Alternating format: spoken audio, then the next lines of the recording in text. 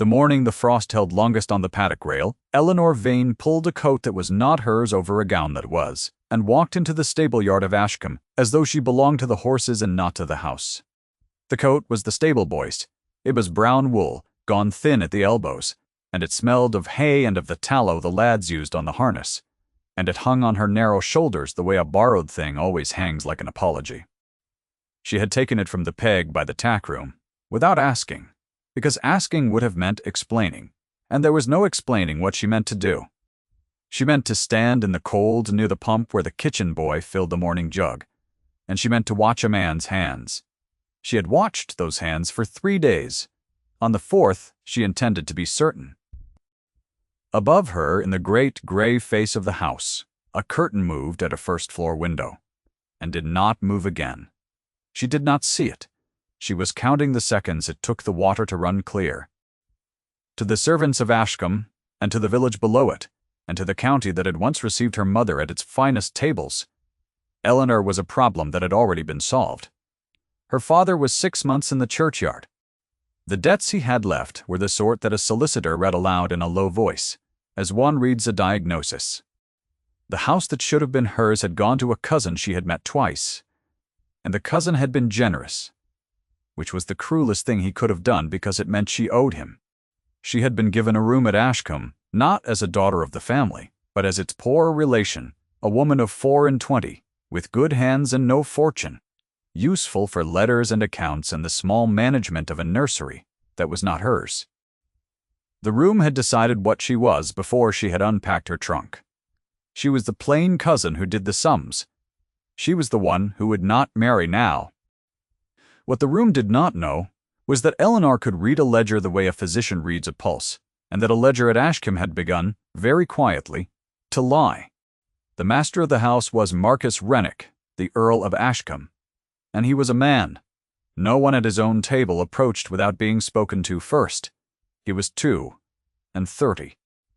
He had been married once to a woman the whole county had thought made of light, and she had died in the 3rd winter of the marriage of a fever that took 9 days to do its work, and since then the Earl had become a stillness in his own rooms. He wrote alone. He dined alone, when he could.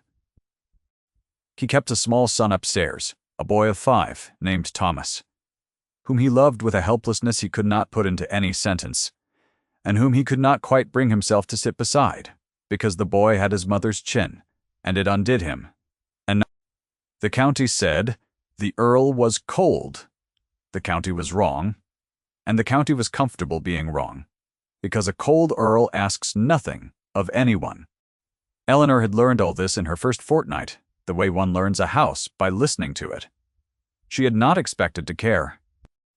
She had expected to keep her head down, balance the accounts she was given, and be gone by spring to whatever position a woman of her sort could find.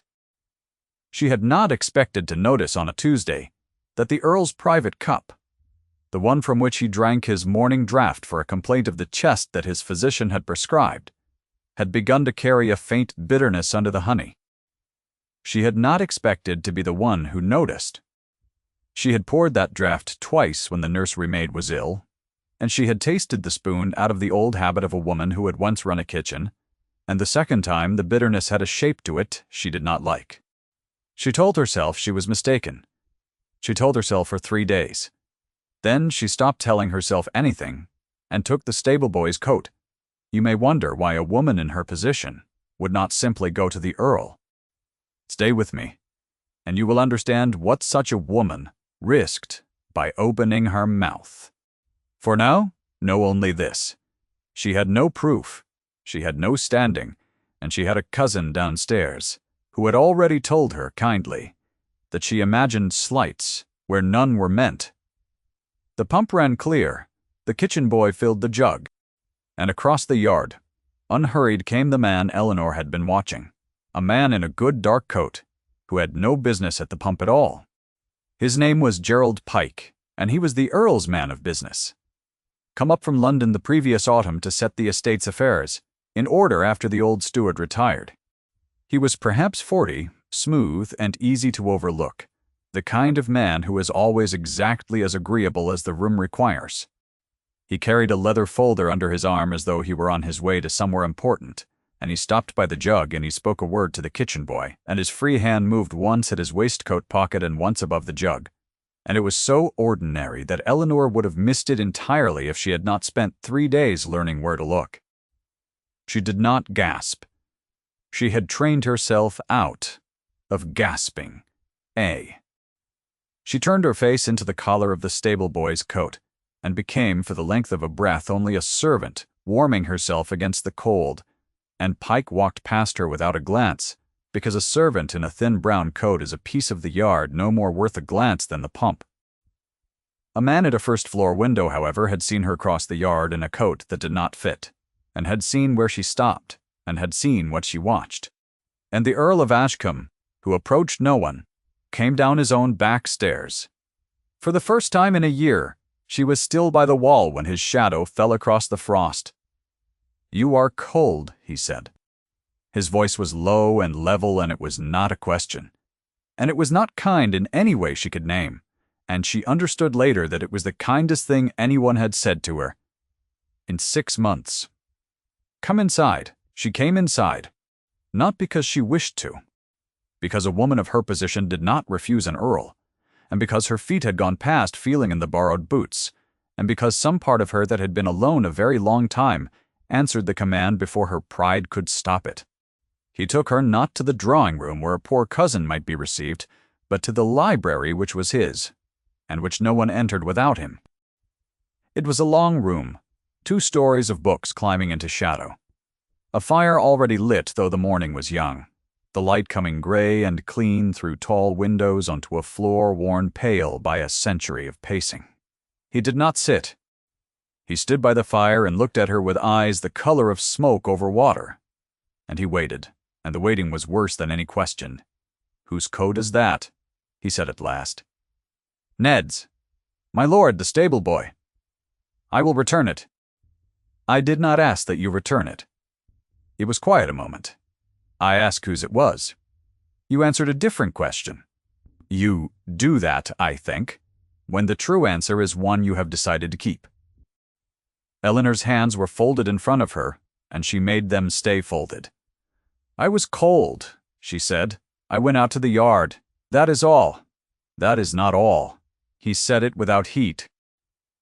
He crossed to the window, and he looked down at the yard she had just left, and she watched the line of his shoulders, and could not read them.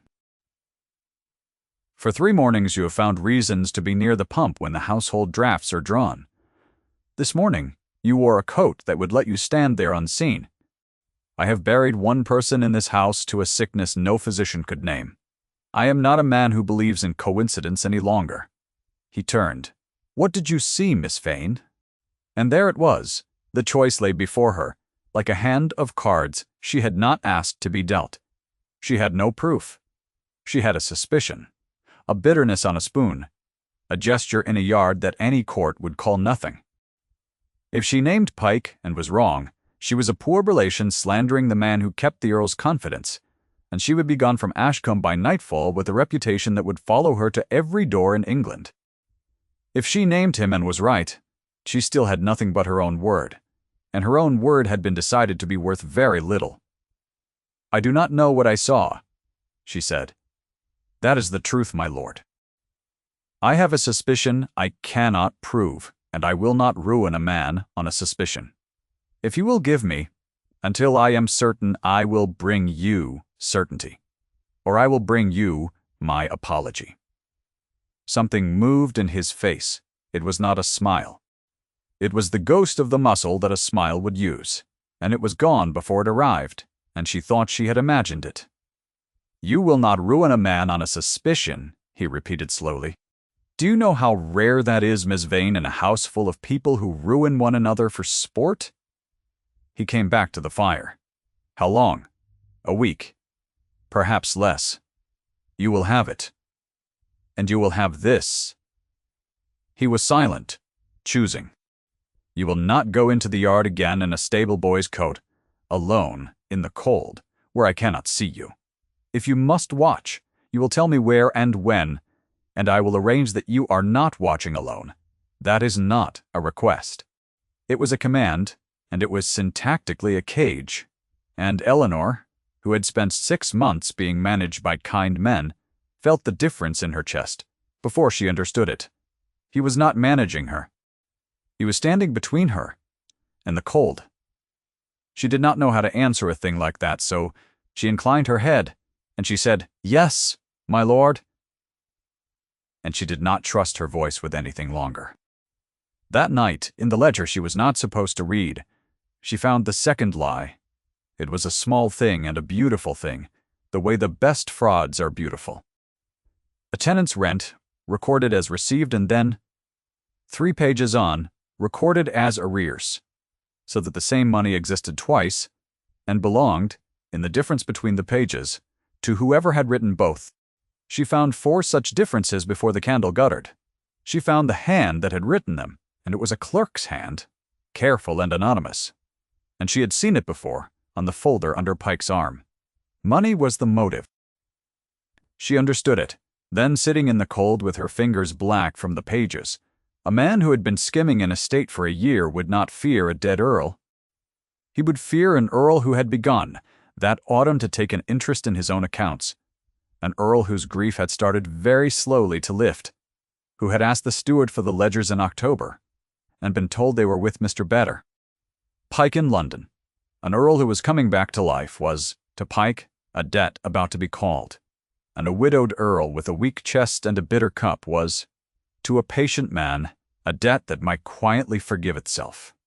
Eleanor closed the ledger. She sat a long time in the dark.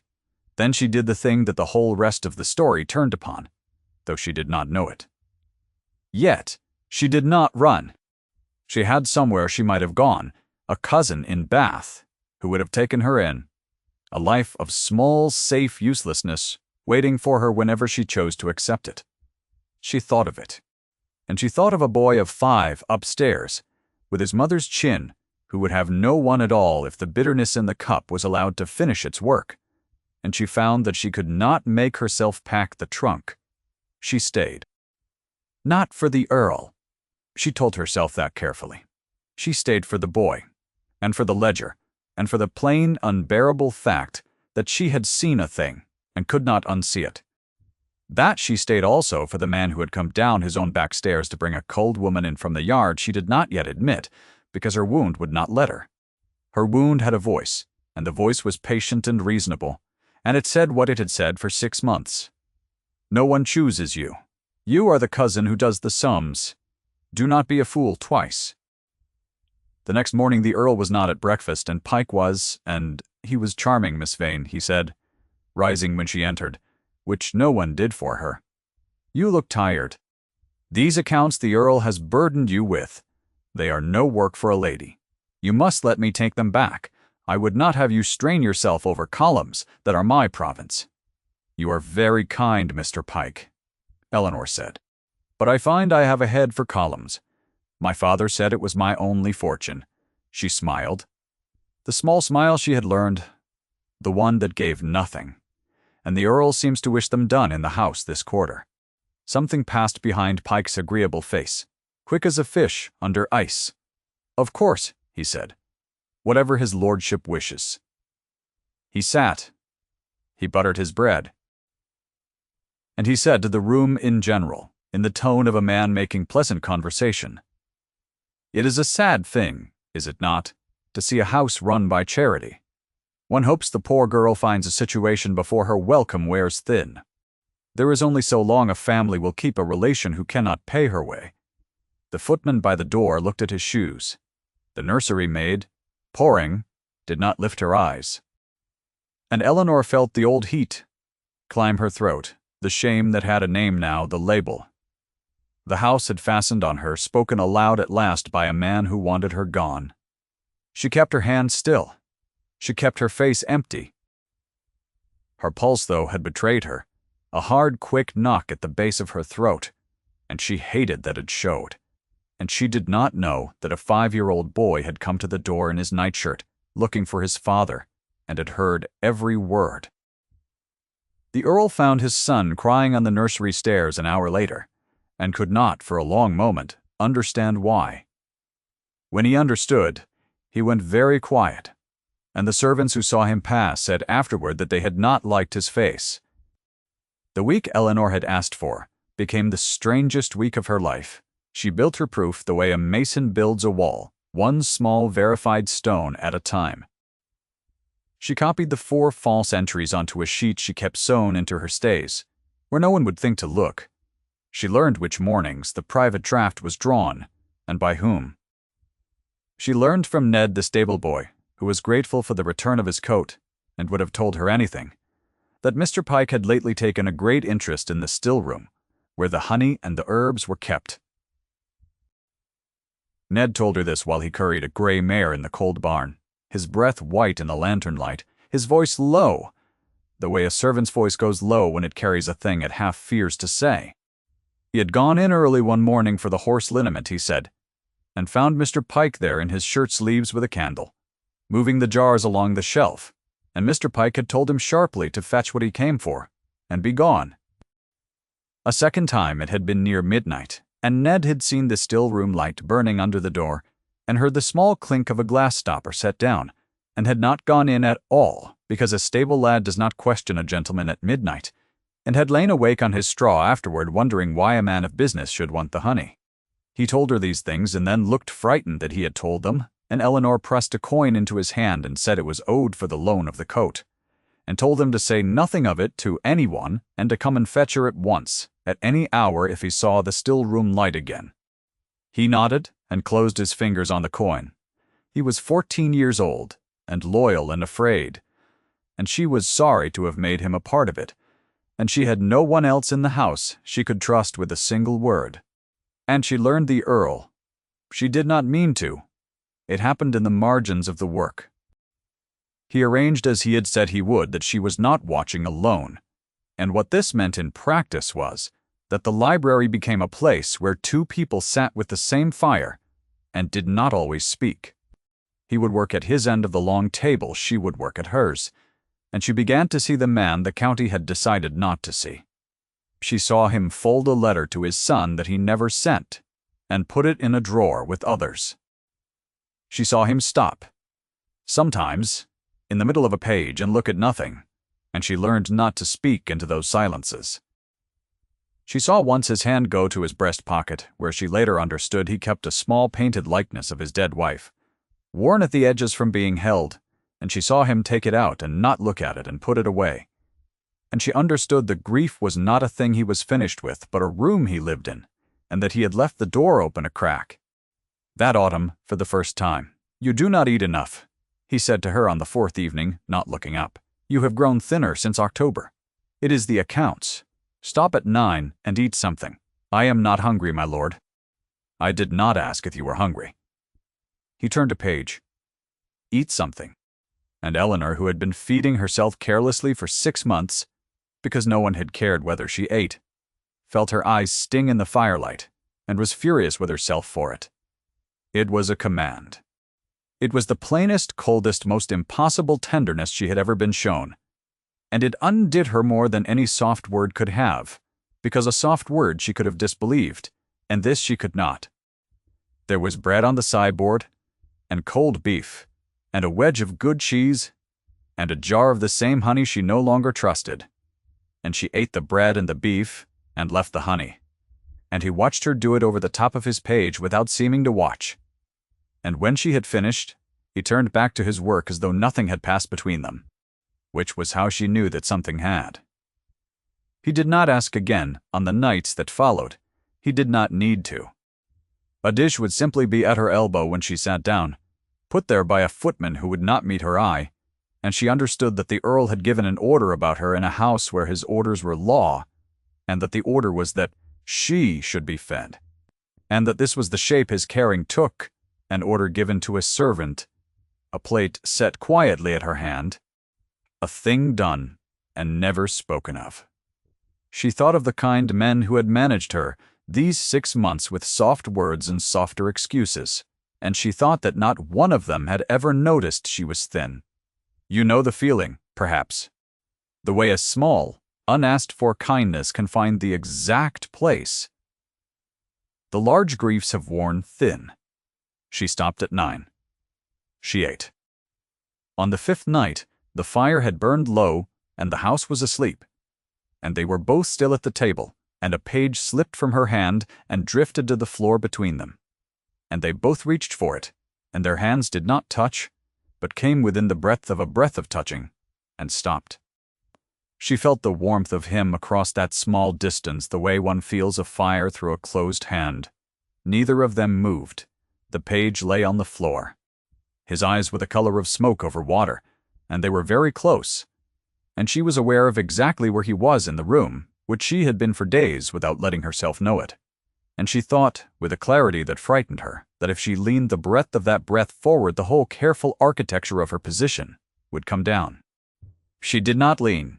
He did not lean. He drew back first and picked up the page, and set it on the table between them like a small closed door, and said in a voice not quite as level as he meant it, "It is late. You should sleep." "Yes, my lord," she said. And she went, and she lay awake in the cold, poor relation's room with her heart going like a struck bell, naming to herself at last the thing she wanted. Because a woman cannot fight a want she will not name. She wanted him. Not his protection, not his roof, not the safety of his name. Him. The stillness of him, the plain, hard kindness of him, the grief he carried like a stone in his coat.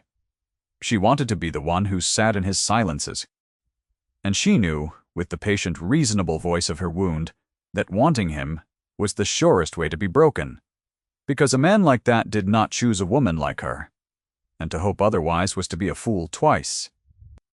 She had, until the end of the week, she meant to spend it proving a fraud, not falling in love. The two, it turned out, were the same road. On the 6th day, Pike made his move, because a patient man, when he senses the ground shifting, stops being patient. He came to the Earl in the study before dinner, folder under his arm, all grave concern. And he laid before his master a story he had been building as carefully as Eleanor had built hers. The poor cousin, he said, had been into the ledger she had no business in. Entries had been altered. Money could not be accounted for. He was loath to say it. He said he had tried to spare her, but the discrepancies pointed one way, and it was his painful duty to point them out. A woman in debt, with a dead father's creditors at her heels, alone in a house full of other people's money. He was so sorry. He would say nothing to the county if she were quietly sent away. He had, in short, taken his own crime and dressed it in her clothes. And it was a good fraud, the best he had built, because it required no proof beyond the discrepancies he himself had made, and a suspicion the whole house was already primed to believe. She was the cousin who did the sum. Who more likely to have cooked them? The Earl listened without a word. When Pike had finished, the Earl said only, "Bring the ledgers to the library tonight. After dinner, Miss Vane will be present." Pike's smooth face did not change, but something behind it recalculated. "My lord, is it wise to confront her? Such a scene does no one credit." "You have accused her," the Earl said. "She will answer. Bring the ledgers." Eleanor was told, by a footman with careful eyes, that her presence was required in the library after dinner, and that Mr. Pike had spoken to the Earl, and that she should prepare herself. She understood at once. She had 1 day of her week left, and it had been taken from her. She had a sheet sewn into her stays, and a suspicion she still could not fully prove. And she was about to be tried in the one room where she had, for 5 strange days, been almost happy by the one man whose good opinion she had told herself she did not need and could not live without. She dressed for it as if for a battle, which meant she dressed plainly, in her own gray gown, and she took the sheet from her stays, and folded it small in her palm, and she went down. The library was full of candles. The Earl sat at the head of the long table. Pike stood at his right hand with the ledgers stacked before him, and his folder beneath his arm, and his face wore exactly the right amount of sorrow. And there were others, because Pike had wanted witnesses, and the Earl had allowed them, and this the Earl had done on purpose, though no one yet knew it. The steward was there. The cousin from downstairs, the generous one, was there, looking pained. The county was not there, but its eyes were, in the persons of 2 neighbors who had called and been asked to stay, and Eleanor understood that whatever happened in this room would be carried out of it, and that she would either leave it ruined, or she would not leave it a poor cousin ever again. "Miss Vane," said Pike before the Earl could speak, taking the floor as a man takes a thing he believes already his, "I will be plain. For your sake, these ledgers have been altered, rents received then marked arrears. Sums that do not meet. The hand is careful, but it is a hand that has had access to these books this quarter in this house, which yours has, and mine, forgive me, has not, being so much in London." He spread the pages. "I take no joy in this. A woman alone, in debt, tempted. It is the oldest story there is. Confess it, and his lordship may yet be merciful." The room held its breath. Eleanor felt every eye. She felt the old shame reach for her, the label, the room's long-decided verdict, and she felt her pulse begin its hard, betraying knock. And she looked at the pages Pike had spread, and she saw her deliverance sitting in plain sight, because a man who builds a fraud to frame another must show the fraud, and a shown fraud can be read by anyone who knows how.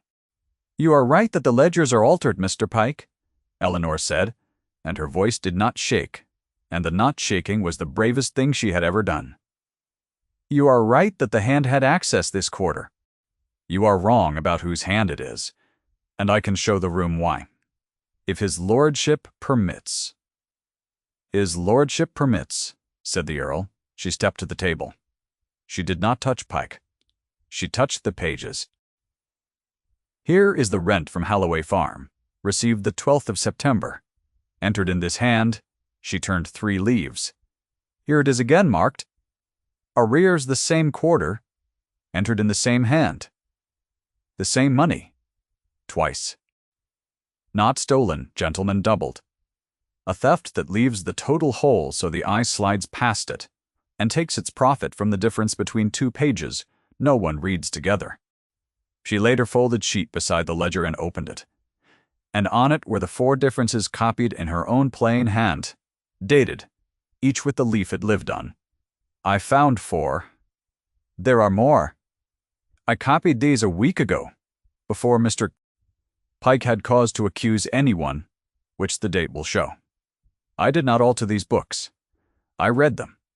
There is a difference, and the difference is the whole of my defense." The steward leaned in. He was an old man, and honest and slow, and he put his finger on the first entry and then on the second. And Eleanor watched his face change as the trick came clear to him, the beautiful, simple ugliness of it, and she watched him look up. Not at her, but at Pike. "That is my hand you are pointing to." "Miss Vane," said Pike, and his voice was still smooth, but it had a hair in it now. "You copy 4 figures onto a paper, and date it yourself, and call it proof. I might date a paper too." "You might," said Eleanor. "So do not take my paper's word. Take the still rooms," and here she played the one stone she had not been sure she could lay, the one Ned the stable boy had given her without knowing its worth. "You were seen twice in the still room this fortnight, Mr. Pike, where the honey is kept for his lordship's morning draught, at hours when your desk had better claim on you. I do not say what you did there.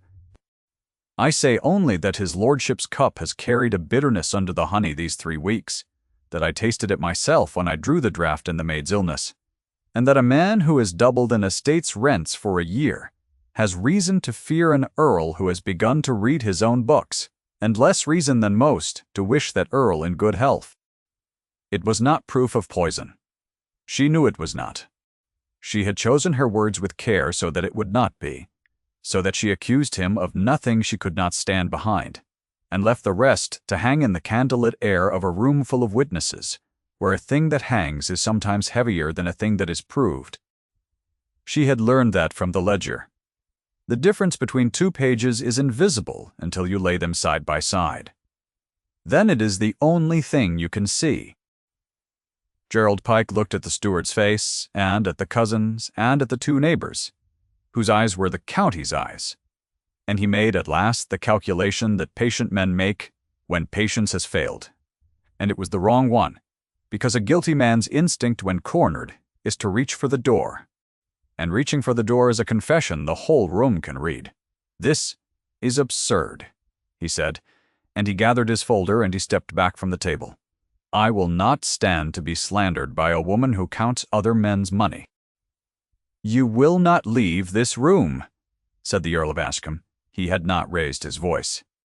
He rose and the candlelight came up the front of him, and Eleanor saw his face fully lit for the first time in the 5 days she had sat across a table from it, and there was nothing cold in it at all. He crossed the room, not in a fury, not in 3 great strides, but slowly, deliberately, the way a man walks, who has decided something and will not be hurried out of it. And he came around the table, and he stopped, not in front of Pike, but beside Eleanor Vane, and he turned to face the room from her side of it, which every eye in the room understood. "The ledgers stay," the Earl said. "The still room will be searched tonight, and the honey and Mr. Pike's rooms, and if there is nothing to find, I will make my apology in front of these same witnesses. If there is something, the magistrate will have it." In the morning, he paused. He looked at the 2 neighbors. "You came to see a poor cousin disgraced. Carry this instead." And then he said the thing that Eleanor carried the rest of her life. "Miss Vane stays as my promised wife." The room did not breathe.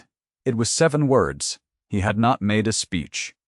He had not spread his heart on the table for the county to pick over. He had named a fact in the plain, level voice he used for facts, in the exact room where the House had decided 6 months ago what she was, and the naming reversed it, and everyone present felt the floor of the old verdict give way. Eleanor did not move. She could not. Her pulse was a struck bell, and her hands were cold, and the sheet with her 4 figures lay on the table catching the candlelight. And she looked up at him, and he looked down at her, and he said, low, meant for her and not for the room, in a voice she had never heard him use, "I should have said it sooner. I was afraid.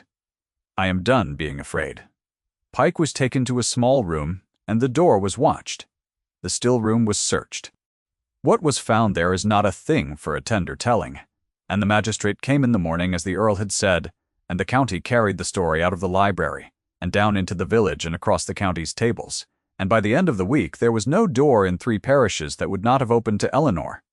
That, though, is the machinery, and machinery is not why you stayed to the end. You stayed for the boy on the stairs. So here is the boy. Thomas found her the next morning in the library, where she had gone early because she could not sleep, and he stood in the doorway in his nightshirt exactly as he had stood at the breakfast-room door, only this time no one said a cruel thing. And he looked at her a long time with his mother's chin. And then he said, "Papa says you are going to stay." "I am," said Eleanor. "Good," said Thomas, with the enormous seriousness of 5 years old.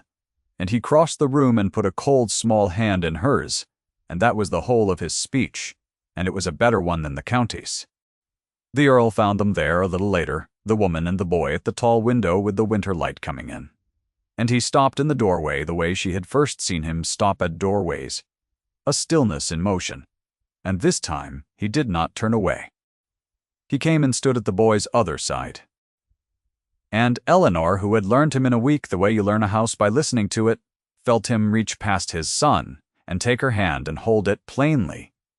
In front of the child in the window and the light, a man who had lived a year in a room with the door shut and had finally that autumn left it open a crack and then all the way. They were married in the small church in the village where her father was buried in the 3rd week of that winter, with snow beginning outside the diamond panes, and Thomas holding the ring in both hands as though it might fly away. There was no crowd. There were the servants who had looked at their shoes and now could not stop smiling, and the old steward who had put his finger on the truth, and Ned the stable boy in his brown coat, brushed clean for the occasion, standing at the back with his cap in his hands. Afterward in the library, with the fire high and the snow filling the window, and Thomas asleep at last across 2 chairs, the Earl took from his breast pocket the small, worn likeness of his first wife, and he did not hide it, and he did not put it away. He set it on the mantel, upright where the firelight could reach it, where it had not stood in 6 years. "She would have liked you," he said. "She would have liked that you read the books." Eleanor looked at the small painted face and felt no rivalry, only a kind of grave gentleness, because a man who could grieve like that was a man who could love like that, and she had wanted to be loved like that her whole plain, overlooked life. On the table, where it had lain since the night everything changed, was the stable boy's coat, returned once and borrowed again, because Eleanor had gone out in the cold that morning to look at the horses, and had reached for the nearest warm thing without thinking, the way you reach for a thing that has become yours. It hung over the chair back, thin at the elbows, smelling of hay. She had worn it to catch a man in a stable yard on a frozen morning, a poor cousin in a coat that did not fit, watching a pair of hands. She would wear it now and then for the rest of her life, walking out to the paddock rail on cold mornings, an earl's wife in a stable boy's coat, because some part of her never wanted to forget the woman who had put it on when she had nothing and had walked into the yard anyway. The frost held long on the rail that winter, the fire did not go out, and in a house that had decided once exactly what she was, Eleanor was known at last for what she had always been, which was a woman who saw what others would not, and stayed when she might have run, and was, in the end, seen in return. If Eleanor's mourning in the cold moved you, stay a moment when the story ends, and let it settle. Thank you for staying until the end.